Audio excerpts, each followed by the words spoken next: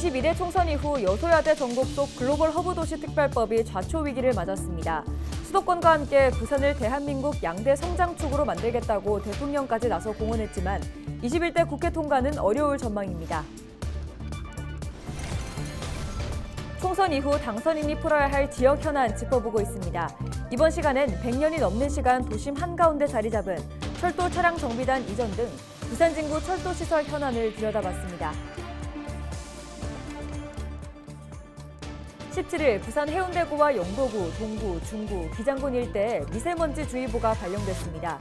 황사는 18일까지 영향을 줄 것으로 전망돼 건강관리에 주의가 필요합니다.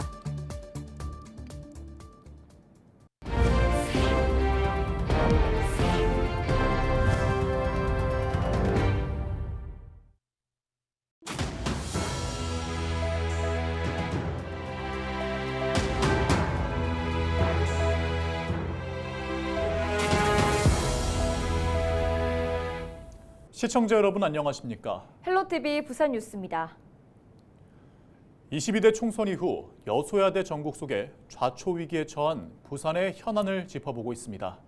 수도권과 함께 부산을 대한민국 양대 성장축으로 만들겠다며 윤석열 대통령이 제시한 글로벌 허브 도시 비전.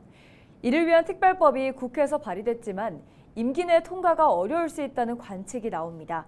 보도에 안수민 기자입니다. 부산 글로벌 허브 도시 특별법. 지난 1월 부산 18명의 국회의원을 비롯해 윤재옥 국민의힘 원내대표가 공동 발의했습니다.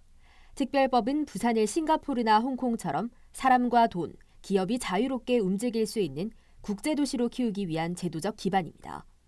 법안은 물류와 금융, 첨단 산업 등을 육성할 수 있도록 다수의 규제 자유 특구 지정을 가능하게 했고 세금 면제 등의 폭넓은 지원도 뒷받침될 수 있도록 했습니다.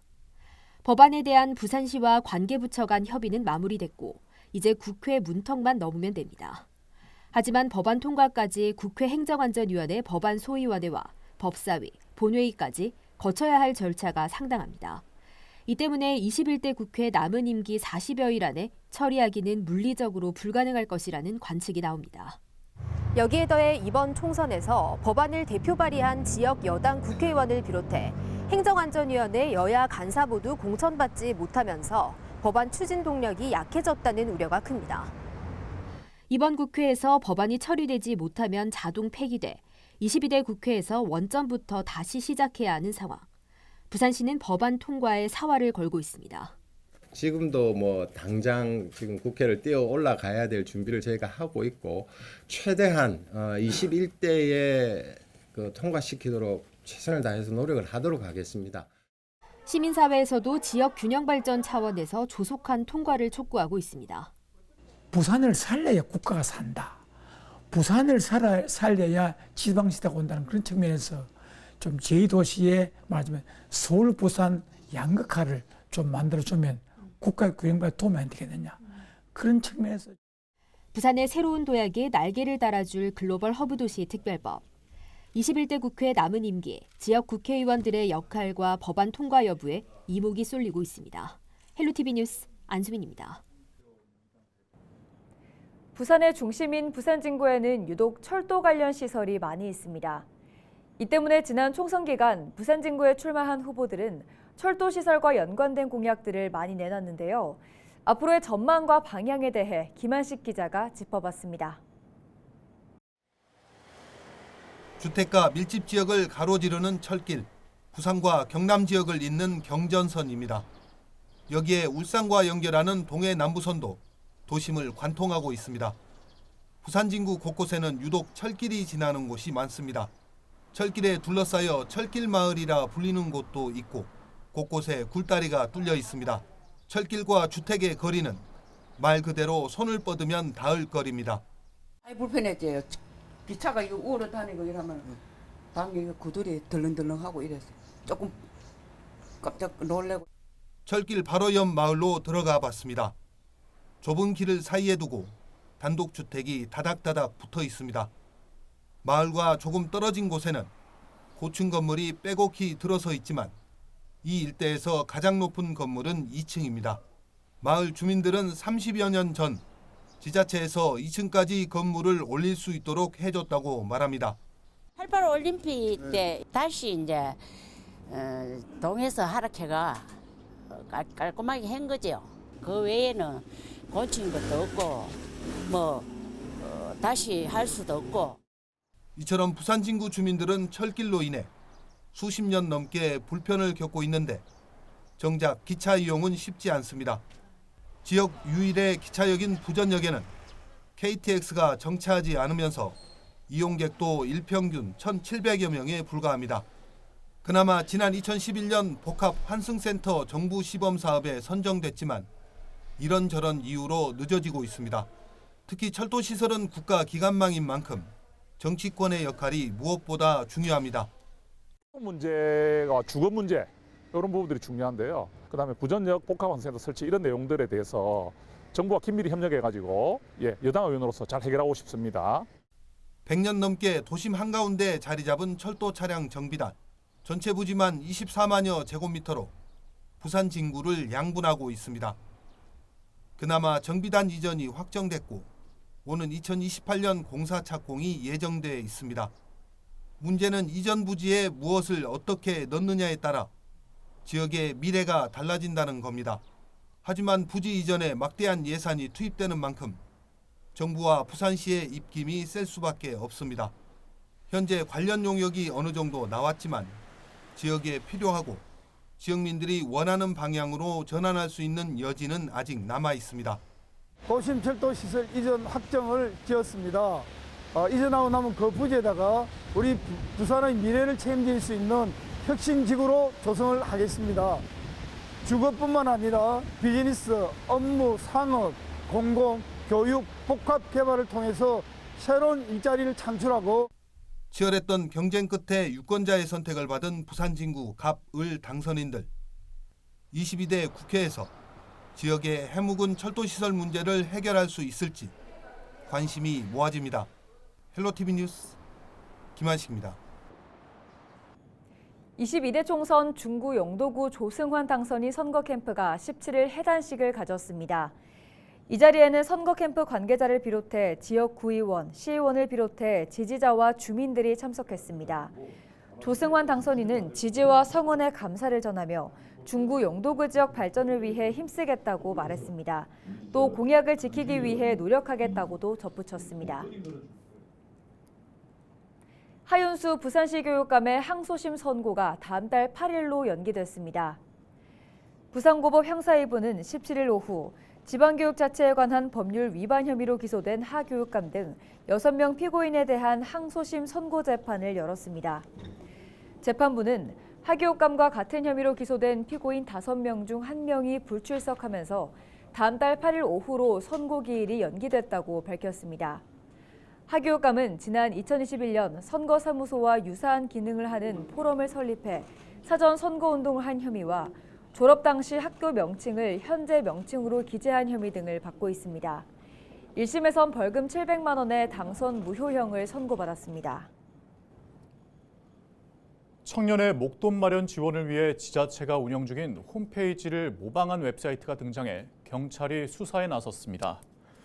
수사 중인 모방 웹사이트는 청년희망 기쁨 2배 통장으로 부산시에서 운영하는 부산청년 기쁨 2배 통장과 유사합니다. 다만 시에서 운영하는 부기 사이트는 갈매기를 형상화한 캐릭터가 나오지만 모방 웹사이트에서는 청룡 캐릭터가 나옵니다. 경찰은 모방 웹사이트에서 이용자 휴대전화 접속을 유도하고 있어 금융사기 범죄 가능성이 큰 것으로 보고 있습니다.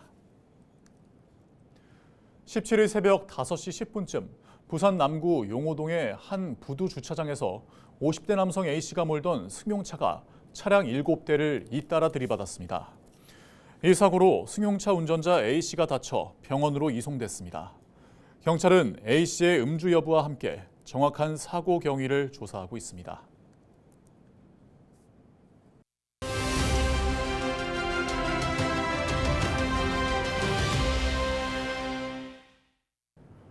봄철 불청객인 황사가 돌아왔습니다. 17일 전국의 하늘은 황사로 뒤덮이면서 흐린 날씨가 이어졌죠. 황사 언제까지 지속될지 그리고 시민들이 지켜야 할 행동 요령에 대해 알아보겠습니다. 부산지방기상청 예보과 양세중 예보관 전화 연결되어 있습니다. 예보관님 안녕하세요. 안녕하세요. 부산지방기상청 예보관 양세중입니다. 네, 17일 황사 탓에 전국이 흐린 날씨를 보였습니다. 이번 황사 어디서 시작된 겁니까? 네, 최근 고비 사막과 내몽골 고원 부근에서 발원한 황사가 북서풍을 타고 우리나라로 유입되어 17일 부산과 울산, 경상남도 대부분 지역에서 황사가 관측되었습니다. 네, 봄철 불청객이라고 불리는 황사. 황사란 무엇입니까?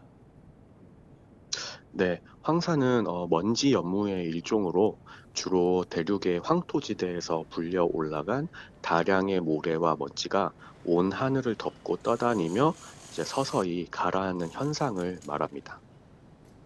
네, 그렇다면 이번 황사 언제까지 지속될 것으로 예상하십니까? 네, 이번 황사는 18일까지 영향을 주는 것으로 예상은 되고 있고요.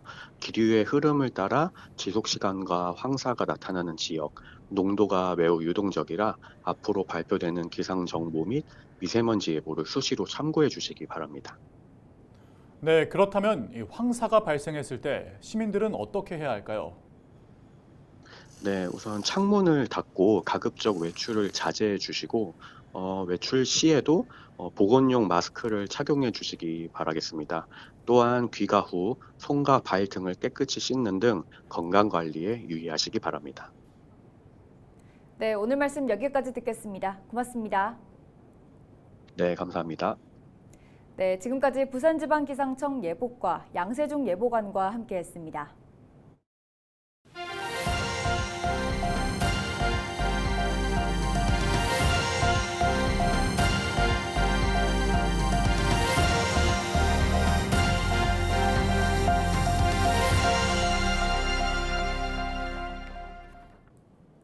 경남경찰청은 봄 행락철을 맞아 다음 달 31일까지 교통법규 위반 행위 특별 단속에 나섭니다. 올해 도내에서 발생한 교통사망사고는 지난 11일 기준 58건으로 지난해 같은 기간보다 7건이 늘어났으며 마산과 김해 등 도심권에서 전체의 70%인 41건이 발생했습니다. 경남경찰청은 교통사망사고 특별경보를 발령하고 기동단속팀과 기동순찰대 등을 동원해 강력 단속에 나설 예정입니다. 원전 소재 지역 대학생들의 주거 복지를 위한 연합기숙사가 착공했습니다.